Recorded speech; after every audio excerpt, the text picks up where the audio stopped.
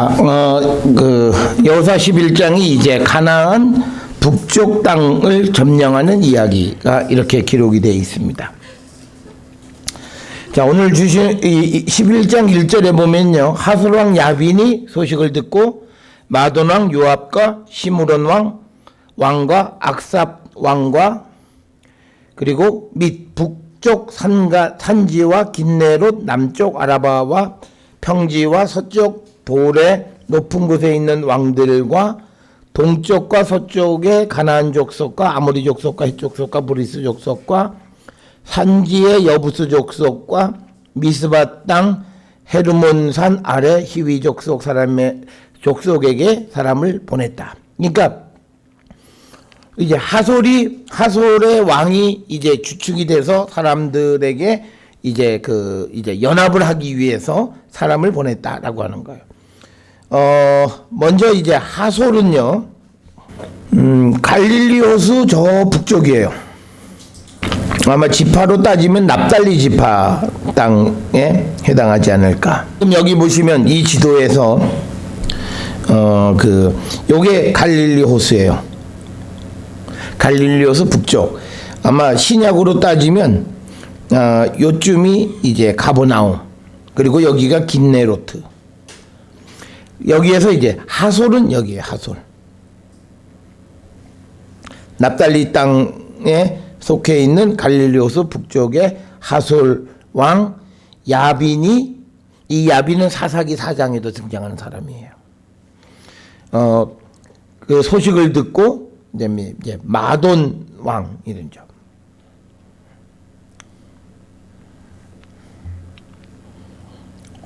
이 마돈은 정확하게 어딘지 우리가 그 위치를 알 수가 없어요. 마돈 왕 요압, 그 다음에 이제 시므론이죠.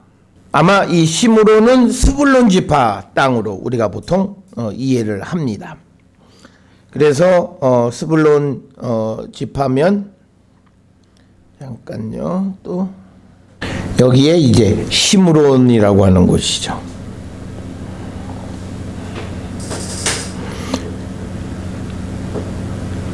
그 다음에 이제 악삽이라고 하는 곳.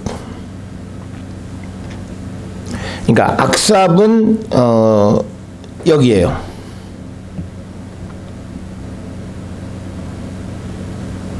악삽. 네. 그러니까 갈릴리 호수 북쪽, 갈릴리 호수를 중심으로 해서 이제 북쪽과 서쪽 지역에 있는 그 지역의 왕들에게 이제 그 서신을 보내서 이제 이스라엘에게 공동 대응하자라고 하는 거예요. 그다음에 2절에 보게 되면 북쪽 산지와 긴네롯 남쪽 이렇게 돼 있죠. 긴네롯 남쪽이라고 하는 것은 보면 요게 긴네롯 갈릴리 호수의 남쪽이에요. 그러면 이쪽 소위 이사갈에 해당하는 거죠.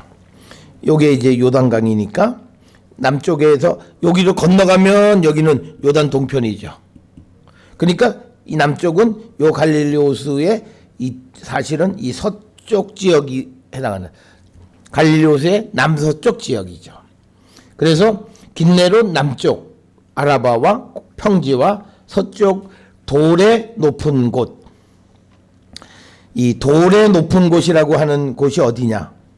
정확하게는 알 수가 없어요.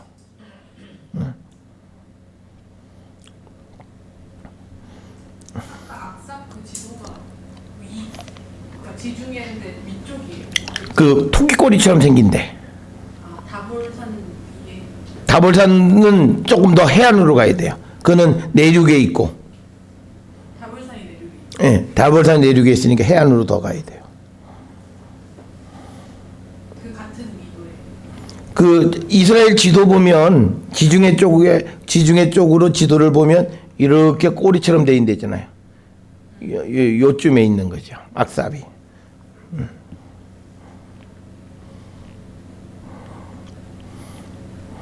그래서 그 서쪽에 돌의 높은 곳들에 있는 왕들, 그리고 동쪽, 서쪽 가나안 족속, 그리고 이제 보편적으로 아모리 족속, 헷 족속, 브리스 족속, 그 다음에 산지의 여부스 족속, 미스바 땅, 헬몬산. 헬몬산은 이스라엘 제일 북쪽에 있는, 위치하고 있는 산지를 얘기합니다.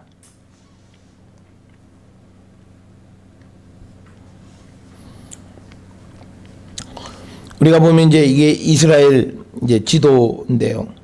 여기 지도 중에서 이게요. 제일 북쪽에 위치하고 있는 곳이 이제 헬몬산이다라고 하는 거죠. 여기 보면 헬몬산이라고 돼 있죠.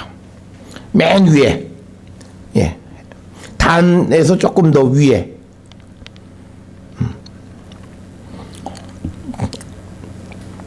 거기 헬몬산. 네.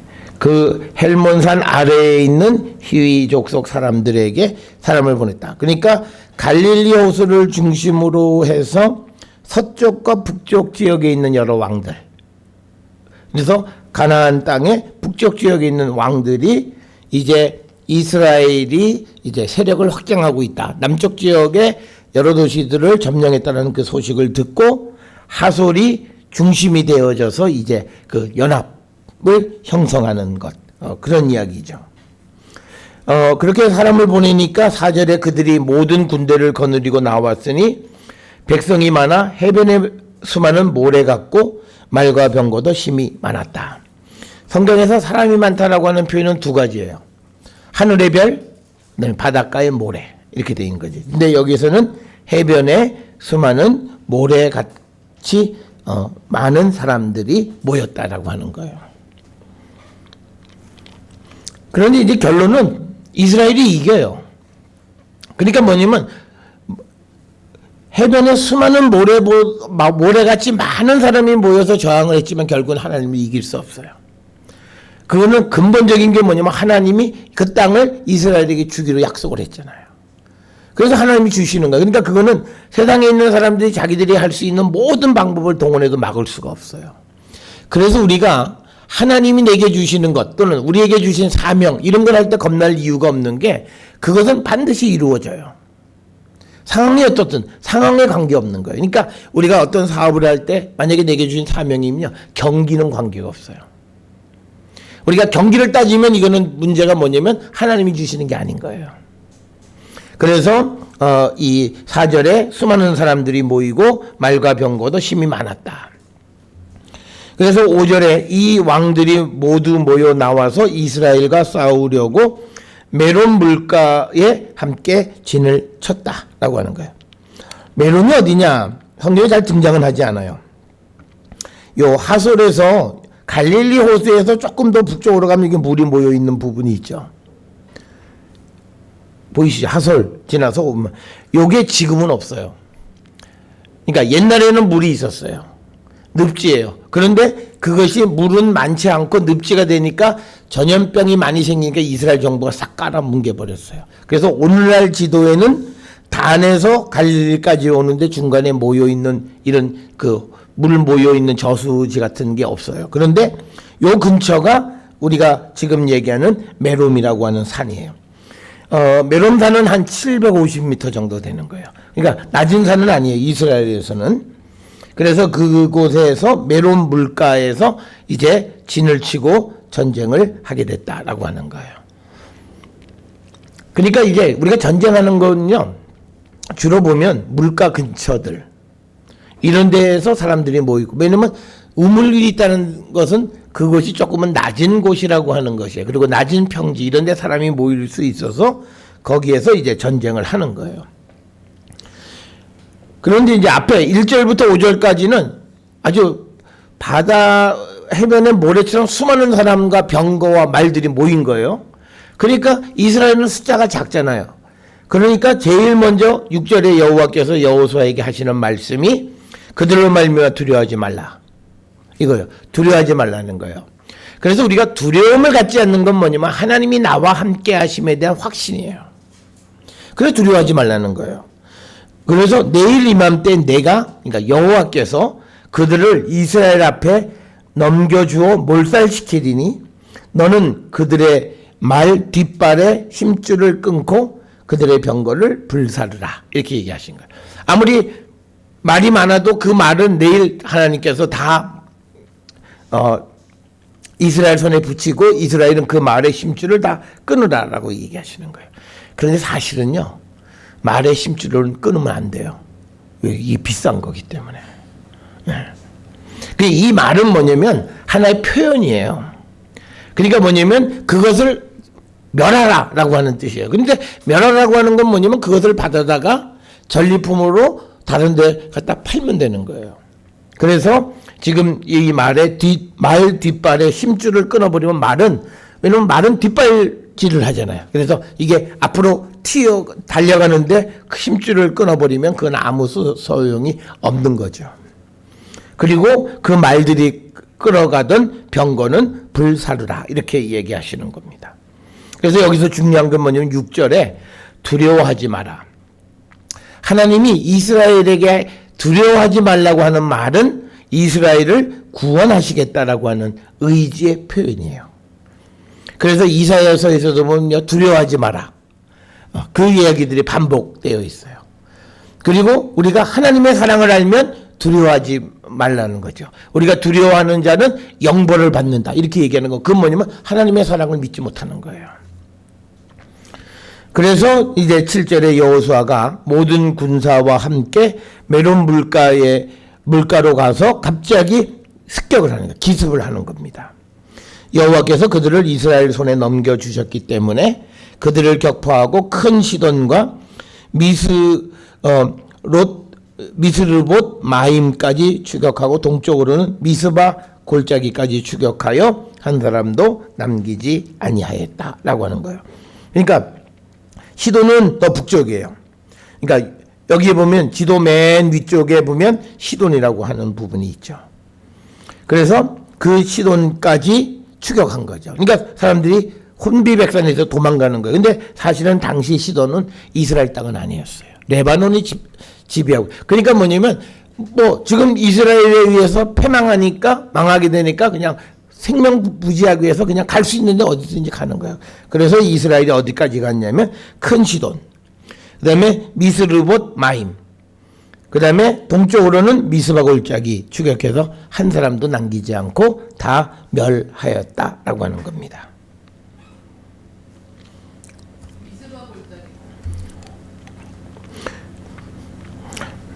미스바 골짜기도 정확하게 그곳이 어디인지는 우리가 알기 어렵습니다. 그래서 주로 배경은 그 기손강이라고 하는 데서 리타니 강이 있죠. 요 위에 보면 리타니 강이라는 강이 있고, 그다음에 토끼 꼬리처럼 나오는데 기손강이 있죠. 요 사이 지역 어딘가에 위치하고 있는 거예요. 그런데 그런 지명들을 정확하게 알 수 없는 그런 지명들이 많이 있다라고 하는 겁니다. 그래서 이 미스바는 예루살렘 근처에 있는 미스바는 아니에요. 우리가 사무엘서에 보게 되면 미스바에서 기도 금식하는 그 미스바는 아니다라고 하는 거예요. 그러니까 미스바라고 하는 게 뭐냐면요, 이렇게 높은 데서 적을 조망할 수 있는 곳, 그걸 미스바라고 얘기하는 거예요.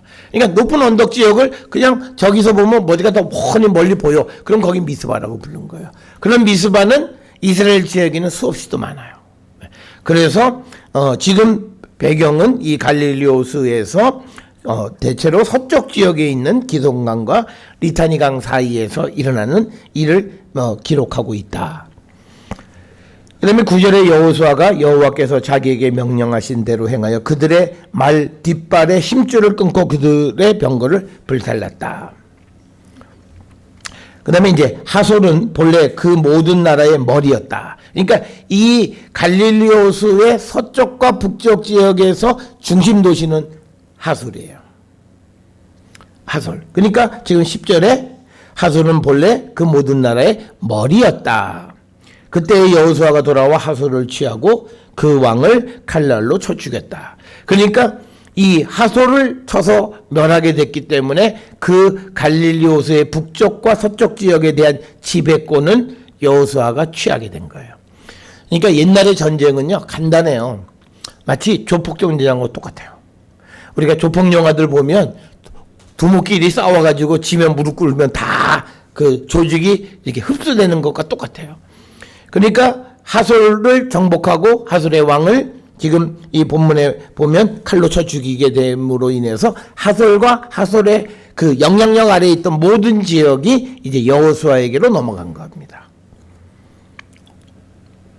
그래서 11절에 그 가운데 모든 사람을 칼날로 쳐서 진멸하여 호흡이 있는 자는 하나도 남기지 아니하였고 또 하솔을 불로 살랐다.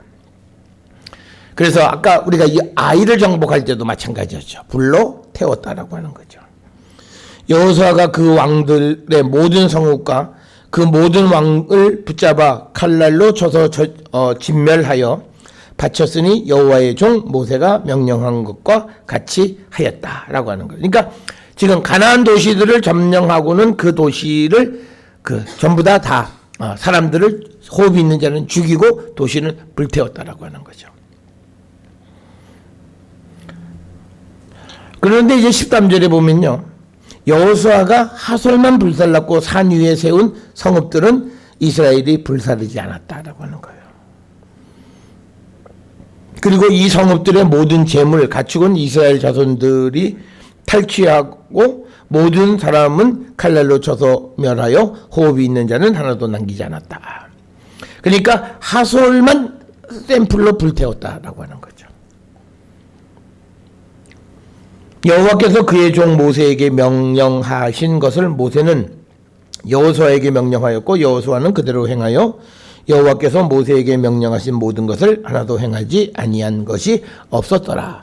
그러니까 지금 여호수아가 행하는 일은 원래부터 하나님께서 모세를 통해서 줬고 모세가 여호수아에게 말한 그것을 행했다. 그 말은 지금 여호수아가 하는 일은 권위 있는 일이라는 거예요. 이게 지금 여호수아가 들어서 자기가 어떻게 판단해서 하는 게 아니라 이것은 원래부터 하나님이 모세에게 주셨고 모세가 다시 여호수아에게 준 그 일을 행했다라고 하는 겁니다. 자, 그래서 이제 그 가나안 땅의 북쪽 지역을 점령하는 이야기가 11장 1절부터 15절까지의 기록이 되어져 있습니다. 이제 13절에 다른 성읍은 불살지 않았어요. 여기서 말하는 다른 성읍은 10절에 보면 하솔은 본래 모든 나라의 머리였죠. 그 지역들을 다 불살르지 않고 하솔만 불살르고 나머지 도시들은 불살르지 않았다는 거예요. 그리고 그곳에 있는 모든 탈취물들을 그들이 탈취하고 사람은 다 칼로 쳐 죽였다라고 하는 거예요. 그러니까 다른 성읍은 성읍으로 아예 이 성경에서는 그 도시를 다 불태우라라고 하는 이유는 뭐냐면 딱 하나예요. 종교적인 이유 때문에 그래요. 거기에 있는 어떤 문화적인 것, 의복, 그 다음에 그들이 섬기던 신상들이나 이런 것들에 나와 다른 것에 사람은 다 호기심을 갖고 있어요. 갖고 싶은 거예요. 그래서 그들이 유혹받는 것을 방지하기 위해서 불태워버리고 사람을 죽이려는 거예요. 그 다음에 우리가 솔로몬에게서 보여진 게 있잖아요. 사람 아무리 믿음이 좋아도요. 보세요. 전쟁을 해서 가서 아주 이쁜 여자를 탐이 나서 취했어요. 근데 그 여자가 다른 종교를 가지고 있어요. 그러면 남자는 다른 종교에 넘어간다니까. 그래서 죽이라고 그러는 거예요. 호흡이 있는 자를 죽이라는 이유가 하나님이 잔인해서가 아니에요. 그걸 남겨두면 이스라엘이 결국은 지금이냐 나중이냐 차이만 있지 결국은 하나님을 배반하게 되는 것 때문에 근본적으로 뽑아내는 거지. 만약에 이스라엘이 그거에 대한 분별력만 있으면 이게 불태울 필요가 없어요. 근데 하나님은 이스라엘이 하나님과 약속 안 지키는 걸 광야에서 보셨잖아요. 40년 동안. 그래서 바알 신을 섬기기도 하고 뭐 다 했어요. 광야 오면서 하나님 배반하고 다 했다고요. 그러니까 하나님이 이건 안 되겠다. 근본적으로 없애야 된다라고 하는 그런 의미에서 불사르라고 얘기한 거예요. 차라리 가난해도 그걸 태워버리고 안 쓰는 게 최고예요. 그걸 하나님은 지금 이스라엘에게 요구하시는 거예요. 그래서 여호와께서 모세에게 명하시고 또 모세가 여호수아에게 명령한 그 모든 것을 다 행했다라고 하는 거예요. 자, 그러면서 이제 16절에는요. 여호수아가 취한 도시예요. 아까도 나왔죠. 온 땅, 그 산지와 온 내객과 고센 땅, 온 땅과 평지와 아라바와 그 다음에 이스라엘 산지와 평지를 점령했다. 이 말은요, 이스라엘 땅 전부란 얘기예요. 자, 우리가 아까 보셨던 것 중에서 여기 보게 되면 네겝 지역, 그 다음에 해안 평야, 중앙 산악지대, 이 모든 지역을 다 점령했다는 거예요. 그래서 우리가 산지 그러면 주로 어디냐면 중앙 산악지대예요. 그러니까 이스라엘 땅은 우리가 이거를 조금 보면요, 이렇게 되어 있어요. 그러니까 이스라엘 땅이 이렇게 되어 있고 요단강이 흐르고 이게 이제 사해가 있죠. 여기가 지중해죠. 그러면 이거를 이렇게 단면을 뚝 자르면요, 어떻게 되냐면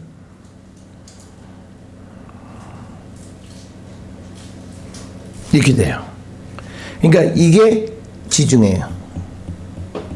그러니까 여기는 해발 한 50m 정도 돼요. 쭉 해서 여기까지 한 200m까지. 여기가 해안평이에요.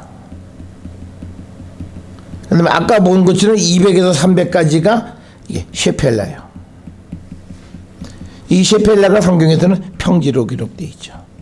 그 다음에 이 300m인데, 그 다음에 이제 여기서부터 여기까지가 대부분 계속 올라가서 이 높은 데가 500에서 700m예요. 그러면 여기 이 지역을 우리가 중앙산악지대예요. 근데 중앙산악지대에 이스라엘의 중요한 도시가 다 있어요. 예루살렘, 사마리아, 전부 다 이 높은 산지예요. 아니죠. 요단강은 여기서 그 다음에 쫙 꺾어져서 내려가는데 여기가 요단강이에요. 사해에 있는데 요단강이 갈릴리에서 사해로 내려가는데 사해가 마이너스 400m, 갈릴리호수가 마이너스 250m 정도 돼요. 그러면 편차가 있잖아요. 그죠? 여기가 높고 여기가 낮죠. 마이너스 400이니까. 그러니까 지금 사해보다 조금 더 이쪽으로 가서 높아지는. 사해를 지나서 그 다음에 그 요단 동쪽은 다시 높아져요. 여기하고 사해를 쭉 나면 딱 반 접혀요. 땅이. 그런 식으로 돼 있어요. 그러니까 이스라엘은 어디에 주로 거주하냐면요, 이거 산악지대. 이 중앙 산악지대에 거주하는 거예요. 이유는 뭐예요? 여긴 이미 사람이 거주하고 있어요. 그러면 이스라엘이 출애굽을 해서 들어왔잖아요. 그럼 빈 땅에 들어가는 거죠. 주로 빈 땅이 어디예요? 여기 산지. 그리고 우리가 지금 보았던 여러 도시들은 대부분 다 산지. 헤브론도 산지예요. 그다음에 베델도, 그러니까 헤브론 산지, 그다음에 이제 베들레헴 산지, 예루살렘도 산지, 그다음에 계속 북쪽으로 올라가서 베델, 아이 다 산지고, 아까 보셨잖아요. 아이라고 하는 거 이렇게 언덕으로 돼 있고, 그다음에 사마리아도 산지예요. 세겜 다 산지예요. 세겜이 그 사이에 에발산과 그리심산이 있다고 말씀드렸잖아요. 전부 다 산지 위에 있는 도시들이에요. 그래서 이스라엘 사람들이 주로 거주하고 있는 곳은 주로 산지를 먼저 중심으로 거주해요. 그래서 거주한 다음에 어디로 가요? 내려가야죠. 그럼 내려가면 이미 거주하고 있던 사람들이 계속 못 내려오게 하는 거죠. 그러면 여기서 전쟁이 벌어지는 거예요. 그러니까 성경에 전쟁이 많이 벌어지는 것은 산지와 평지가 만나는 곳에서 전쟁이 벌어져요. 그게 주로 셰펠라 지역 200에서 300m 정도의 그에 위치한 도시들에서 전쟁들을 많이 하게 되어진다라고 하는 거예요. 그래서 지금 이 11장 16절에서는 여호수아가 즉 가나안 땅 전체를 다 점령했다라고 하는 표현과 같은 표현이에요. 자, 그다음에 이제 갑자기 세일이 또 세일로 올라가는 한락산에서부터 헤르몬산까지 산 아래 레바논 골짜기의 바알갓까지라. 세일은요, 조세일이 아니라 저기 제일 남쪽 지역, 제일 남쪽 지역 에돔을 세일이라고 그래요. 에돔이 이게 세일이에요. 여기서부터 이게 제일 남쪽이죠. 그다음에 가장 북쪽이 아까 뭐냐면 소위 헤르몬 산이죠. 이거는 최북단이죠. 최북쪽에 있는 산이죠. 이 헤르몬 산 앞에 있는 레바논 골짜기의 바알갓이라고 하는 지역까지의 그 넓은 지역의 모든 왕을 다 잡아 죽였다는 거죠. 그 말은 그 지역을 점령했다라고 하는 거예요. 그러니까 최남단에서 최북단까지의 모든 도시들의 왕들을 다 죽였다. 그러니까 이 말은 뭐냐면 하나님께서 이스라엘에게 그 땅을 온전히 약속을 지켜서 주셨다는 의미예요. 그래서 여기서 우리가 강조하는 거는 여호수아가 용맹스럽고 여호수아가 뭐 전쟁을 이거 아니에요. 하나님이 주신 거예요. 약속을 성취시켜 주셨다는 거예요. 그래서 16절, 17절에서 그 도시의 바운더리를 설명하고 있는 겁니다. 그래서 18절에 여호수아가 그 모든 왕들과 싸운 지가 오랫동안이라. 그러니까 하루 1년, 2년이 아니에요. 오랜 동안 싸움을 한 거예요.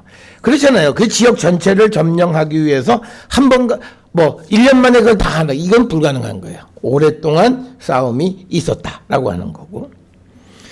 그 다음에 이제 기브온 주민 히위 족속 외에는 이스라엘 자손과 화친한 성읍이 하나도 없고 이스라엘 자손이 싸워서 다 점령했다.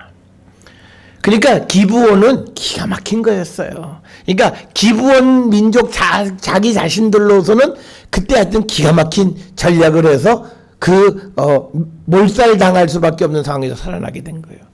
그게 어느 정도냐? 가나안에 있는 모든 도시 중에서 이스라엘과 화친한 나라가 없어요. 그런데 유일하게 기브온만이 이스라엘과 화친을 했다라고 하는 거죠. 그들의 마음이 완악하여 이스라엘을 대적하여 싸우러 온 것은 여호와께서 그리하게 하신 것이라. 그들을 진멸하여 바치게 하여 은혜를 입지 못하게 하시고 여호와께서 모세에게 명하신 대로 그들을 멸하려 하심이라. 그러니까 여기서 지금 19절 20절을 통해서 보면 그들이 누구냐라고 하는 거예요. 기브온으로 볼 수도 있죠. 기브온만 살아남아 있어. 그런데 그 기브온의 마음이 완악했어요. 아니 그러니까 뭐냐면 지금 이스라엘이 하나님한테 묻지 않고 어쩔 수 없이 살려주게 되는 그 민족이 기브온 히위 족속이에요. 그런데 얘네들이 남아있으면 그 땅 주민을 다 쫓으라고 하는 모세에게 주신 말씀을 이룰 수가 없잖아요. 그런데 문제는 뭐냐면 여호수아가 여호와 앞에서 한 약속을 또 안 지킬 수는 없고, 그러니까 뭐냐면 그 백성이 교만하게 만들어, 마음을 완악하게 만들어버려요. 그러면 그들을 멸할 수 있는 근거가 생기는 거예요. 지금 20절에 그들의 마음이 여기서 말하는 그들이 기브온 사람으로 볼 수도 있고, 또 하나는 그 이스라엘과 싸웠던 가나안에 있는 모든 나라의 그 왕들이라고 볼 수도 있어요. 지금 본문이 우리가 보시면 분명하지가 않아요. 앞에 19절에서 기브온 주민 히위 족속 외에는 이스라엘 자손과 화친한 성읍이 하나도 없고 이스라엘 자손이 싸워서 다 점령하였으니 이어지는 거예요. 그들의 마음이 완악하여가 즉 이스라엘이 싸워서 점령한 사람들로 볼 수도 있고, 또 하나는 살아남아 있는 주민 히위 족속으로 볼 수도 있다라고 하는 거예요. 근데 기본 주민으로 보기 좀 어렵지 않아요? 왜냐면 그 뒤에 완약하여 이스라엘 대적하여 싸우러 온 곳이라고요. 기본 싸우러 오지 않았어요. 그러니까 그게 뭐냐면 마음을 완악하게 했다는 거예요. 그러니까 앞에서는 살아남을 때는 싸우러 오지 않고 화친하러 왔지만 살아남고 나서 이제 자기들만 살아남았잖아요. 즉 모든 땅이 다 점령이 되어버렸고, 그래서 이제 하나님은 이 기브온을 어떻게 해야 되는 거예요.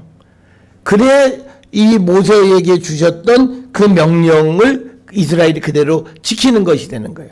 그래서 그들의 마음, 즉 기브온의 마음을 완악하게 해서 결국은 이스라엘로부터 은혜를 입지 못하게 했다는 거죠.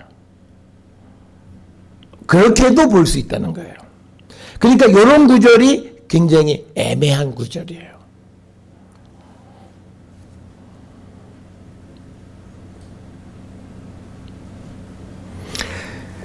자, 그 다음에 이제 21절에 그때 여호수아가 가서 산지와 헤브론과 드빌과 아납과 유다 온 산지와 이스라엘의 온 산지에서 아낙 사람들을 멸절하고 그가 또 그들의 성읍들을 진멸하여 바쳤다. 우리가 여기에 보게 되면요, 여호수아가 아낙 자손을 멸절한 거예요. 왜냐면 이 아낙 자손은 우리가 흔히 얘기하는 키가 크고 거대한 민족으로 생각했던 거고, 이게 이스라엘 백성들이 가데스 바네아에서 처음 헤브론 쪽으로 들어가려다가 얘네들 보면서 기겁했던 거예요. 그런데 그 사람들까지도 멸절했다는 거예요. 그러면 그건 뭐냐면 여호수아에게 대적할 사람이 아무도 없다는 거죠. 이 말은 철저하게 그 땅의 모든 사람들을 진멸했다라고 하는 것을 보여주는 것이 아낙 사람, 이스라엘 사람들에게 아낙 그러면 그때 우리가 광야에서 그들 때문에 우리가 하나님 말씀을 듣지 못했던 그 사람을 이제 여호수아가 가서 멸절하고 그들의 성읍을 진멸해서 하나님께 바쳤다는 거예요. 그러니까 뭐냐면 모든 약속이 이루어졌다. 그러니까 이 당시에도 누군가가 이렇게 여호수아가 다 했다 그러니까 물어봤을 거야. 그러면 아낙은? 누가 물어봤을 거야. 아낙은 어떻게 했냐? 아낙 때문에 도망갔지 않냐? 그런데 이 여호수아에게는 자기가 직접 겪은 일이에요. 트라우마야. 물론 자기는 가자 그러긴 했지만, 그런데 그 아낙도 멸절해서 그 성읍을 하나님께 바침으로 온전히 다 정복을 했다라고 하는 거예요. 그래서 22절에 이스라엘 자손의 땅에는 아낙 사람들이 하나도 남지 아니하였고 가사와 가드와 아스돈만 남았더라. 가사, 가드, 아스돗 다 해변에 있는 블레셋 사람들의 도시예요. 그 도시는 남아 있었던 거예요. 이 말은 아직 점령하지 못한 거예요.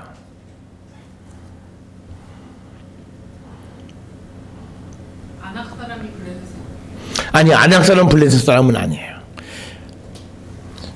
그래서 23절에 이와 같이 여호수아가 여호와께서 모세에게 말씀하신 대로 그 온 땅을 점령하여 이스라엘 지파의 구분에 따라 기업으로 주매 그 땅에 전쟁이 그쳤더라. 그러니까 뭐냐면 지금 11장까지 하는 모든 과정에서 이 사람들이 전쟁을 한 거죠. 그러니까 8장, 9장, 10장, 11장 계속 전쟁을 한 거예요. 소위 이게 뭐냐면 이스라엘이 가나안 땅을 정복했다라고 하는 말이 바로 여기서 나오는 거예요. 기브온 혹은 그 한 기브온을 제외하거나 혹은 전체를 화친하지 않고 다 멸절해 버렸다라고 하는 거예요. 그래서 그것을 우리가 흔히 정복 전쟁으로 보통 이야기하는 거죠. 그런데 우리가 이 정복이요, 앞에서 우리가 볼 때는 단번에 몰아냈다는 말도 있고, 아까 전쟁을 오래 했다라고 하는 표현도 있어요. 그러니까 어떤 곳에서는 한꺼번에 샥 몰아내기도 했지만 또 어떤 지역은 굉장히 오랜 시간이 걸려서 몰아낸 것이 있는 거예요. 그래서 결국은 하나님의 말씀대로 모든 사람들을 온 땅을 점령했다라고 하는 말은, 이 점령은 하나님께서 그 땅을 여호수아와 이스라엘에게 붙여주신 거예요. 그러니까 이 전쟁에서의 승자는 하나님이세요. 그래서 비로소 이제 가나안 땅을 이스라엘에게 하나님이 선물로 주신 것은 요 11장까지에서 마쳐지게 됩니다. 자, 그래서 이 11장에 보게 되면요, 하나님 어떤 분이냐? 이스라엘을 위해서 싸워주시는 분이에요. 그러니까 오늘 우리가 반드시 믿어야 되는 거냐? 하나님 날 위해서 싸워주세요. 그러려면 조건이 하나 있어요. 내가 하나님의 백성이어야 돼요. 그러니까 우리가 내가 뭘 준비하는 거, 내가 무슨 힘을 기르고 이게 중요하지 않아요. 가장 중요한 건 내가 하나님의 백성이 되어지면 하나님이 날 위해서 싸워주세요. 그런데 이제 우리가 이걸 믿지 못해요. 굉장히 불안해하고 염려하고 근심하고 걱정하는데, 성경은 이스라엘을 위해서 싸워주시는 하나님의 모습을 적어도 여호수아 11장까지는 그걸 보여줘요. 그래서 약속의 성취는 우리가 하는 거 아니에요. 하나님이 하시는 거예요. 그리고 우리가 신약에서 우리에게 준 약속은 영원한 하나님의 나라에 대한 소망이에요. 그것도 우리가 구원, 소위 말하는 구원인데 그것도 우리의 행위가 아니라 하나님의 은혜로 우리에게 우리를 의롭다 해주셔서 우리가 구원에 이르게 된다는 거예요. 그래서 결국은 우리가 가장 중요한 건 신구약 성경에서 우리의 구원의 문제는 우리가 하나님의 백성이 되는 거예요. 이게 1차예요. 이게 되어지면 나머지는 걱정할 필요가 없어요. 우리가 많은 사람들이 그래요. 야, 뭐 교회 가면 밥을 먹여주냐, 뭘 하냐. 뭐 우리가 그래요. 그리고 또 누가 뭘 하면서 기도하거나 뭐 성경 보고 그러면 야, 그렇게 뭐 너는 아무 일도 안 하냐? 그거 아니에요. 성경 보고 기도한다라고 하는 것, 하나님의 백성이 되어져 간다라고 하는 것은 내가 하나님의 축복을 위한 엄청난 준비를 하는 거예요. 그게 되어지면 그러니까 그게 되어지는 건 뭐냐면요. 어떤 상황 속에서도 하나님을 배반하지 않는 거예요. 그러니까 우리가 가져야 되는 신앙은요. 어떤 환경 속에서도 하나님을 배반하지 않으면 그 사람은 영원히 하나님의 축복 속에 살아가요. 그걸 키우는 거예요. 그 힘을. 그걸 키우는데 여러 가지가 필요해요. 때로는요. 주변에 친구들도 정리해야 돼요. 그러니까 친구도 내 신앙을 흐트러 놓는 친구가 있고 신앙을 이렇게 자꾸 신앙 안으로 나를 자꾸 격려해 주는 친구가 있어요. 그래서 우리가 여러 가지가 준비되어야 어떤 상황 속에서도 하나님을 배반하지 않는 거예요. 이스라엘도 똑같아요. 그러니까 이 하나님의 약속의 백성인데 한 번쯤 누가 잘못하면 눈 찔끔 감아주시면 되잖아요. 그걸 그대로 아간 그거 했다고 해서 바로 그냥 전체가 그냥 패망하게 만드시는 거예요. 그리고 바로 돌아왔으니까 하나님이 다시 축복을 주시는 거예요. 그게 우리를 위해서 싸워주신 하나님. 그러니까 우리가 오늘 질문에 대한 질문은요. 하나님 내 편이냐는 거예요. 그 말에 거꾸로 질문하면 내가 하나님의 백성이냐는 뜻이에요. 그것만 되어지면 우리는 걱정할 것이 없다. 그 다음에 또 하나는요. 오늘 이 11장에서 강조하는 게 뭐냐면 모세에게 하신 명령을 여호수아가 지켜서 이루는 거예요. 그러니까 뭐냐면 대를 이어 하나님의 명령을 지키는 거예요. 우리가 이런 거죠. 엄마가 한 소망이 있어요. 하나님 내가 뭘 하고 싶어. 하나님 나라를 위해서. 그래서 엄마가 죽으면 그냥 땡. 그게 아니라 그게 유언으로 전해질 수 있어야 돼요.